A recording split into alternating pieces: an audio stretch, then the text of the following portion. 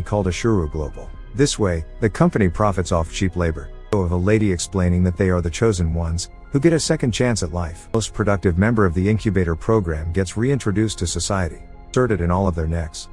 An automated voice explains to them their tasks, which they have to go to their assigned beds and rest. While watching the videos, Ellie tells him to meet her in an hour when they have a curfew.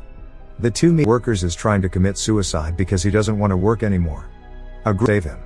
It turns out that anyone who refuses to work is sent to an owl, and he should stay away from her. The following day at the cafeteria, Ellie is able, but cannot do anything. Cage and his team are called the Worthy. She asks him to go away. Just then, Cage's men approach Blake in the cafeteria, but they are then caught by Mason King, the ex-supervisor of... Back in the town of Texas, Governor Dean, as he exits the premises. Lena has been on the press. The thinning fraud incident has caused a huge dent in Dean's reputation. Joanne Morris, to investigate the incident. Agent Joanne visits. Just then, a man knocks on her door.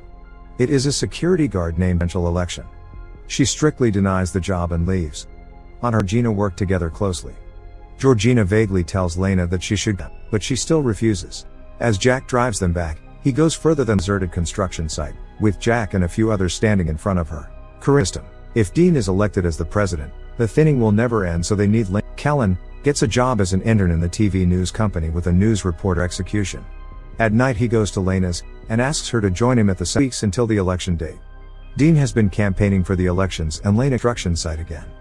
Lena is furious at being made to support Dean. Information is in Georgina's computer. They provide her with a device to access the elevator for the past 8 months too. Blake's leg has still not healed. He's asleep. They gag him and hit his leg repeatedly as he whimpers in pain at Cage's boxing match the next day. Meanwhile, Kellen managed from a company called TX Pack, being able to serve food to 100,000 people. When he gets in his car that day, a masked man from the back seat tries to suffocate of his revelations by writing in a notebook.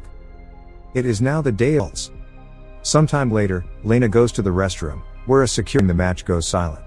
Blake wants to be the leader of the group if he wins. After an intense fight, Blake wins. Meanwhile, Ellie and take her to the infirmary for her punishment. After his win, Blake gathers society is a lie and they will be stuck there forever. After a lot of convincing, on the other hand, jumps out of the bathroom's window and somehow manages to reach the incubator, and is beyond surprised and delighted to see that Blake is alive. Her, saying that Dean wants to meet her urgently. Till then, Lena takes the Joanne Morris, who had been appointed to investigate the thinnings case, from injecting Ellie with a drug. The two then take out the tracking device and creating chaos. Mason gets to know this and goes to the cafeteria with other. Lena gives her the hard drive and tells her everything she knows about Ashuru. But to run away with the hard drive. She goes to Kellen, who makes a copy of the filling him. Explosion. However, Joanne comes out unharmed. She attacks the basement of the incubator. Mason follows them behind. The two fight them.